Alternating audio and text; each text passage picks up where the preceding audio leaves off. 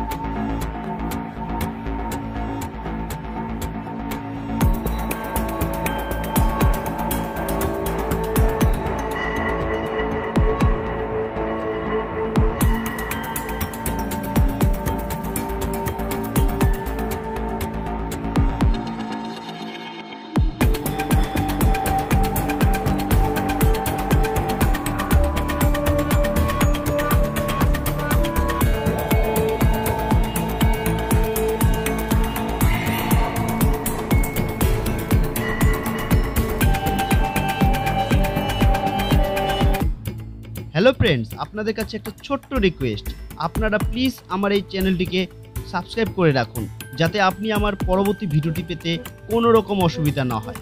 আর হ্যাঁ, আপনারা অবশ্যই জানান আপনি কোন বিধানসভার অন্তর্গত এবং কোন দলকে সাপোর্ট করেন, জানান আমার কমেন্ট বক্সে।